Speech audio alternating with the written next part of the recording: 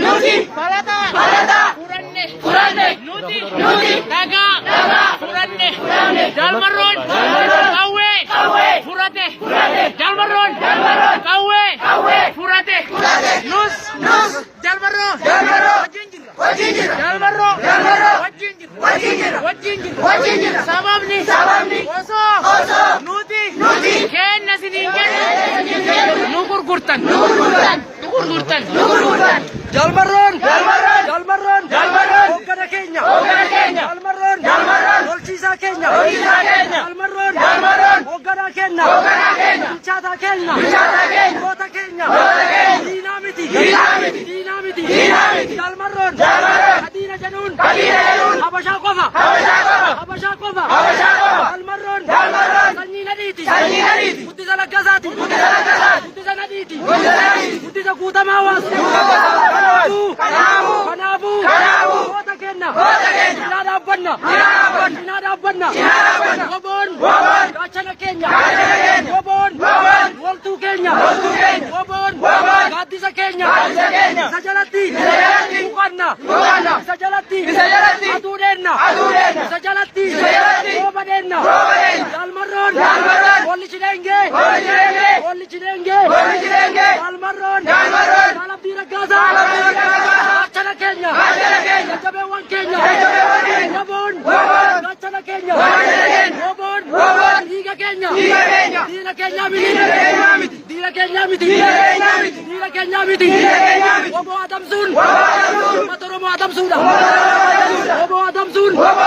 uummata Oromoo adamsuudha woboo hiikkachiisuun uummata Oromoo salphisuudha woboo hiikkachiisuun Oromoo salphisuudha Oromoo galuudha woboo kan hiikkachiisu Oromoon hin hiikkachiisu diina yoo taate malee diinatu jibba Oromoon isaan jibbu woboon ijoollee gadameessa haadha keenya keessa baaniidha ilmoo guddifannee miti ijoollee guddisaa miti ijoollee ergifamaa miti ijoollee keenya gaachana keenya kanaafuu woboo cinaa hirira Oromoon gaafa biyya bulchu ofa duuti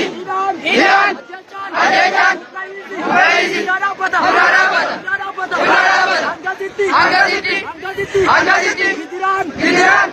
roorroon ajjeefamni buqqaafamni duraan dhaabbatu Oppidiyoon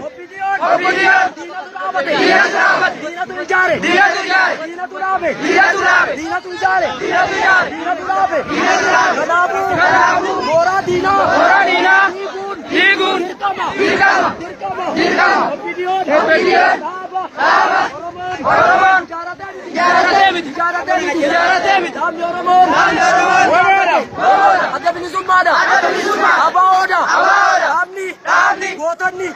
hundeessan abaawoodha Oppidiyoo mallasatu hundeesse Oppidiyoo Tigreetu hundeesse kanaafuu dhaaba Oromoon hundeeffate hiifnee Oppidiyoo dhaaba diinaa hin tumsinu Oppidiyoon nu ganeera Oromoo ganeera amaanaa nyaateera gantuudha Oppidiyoon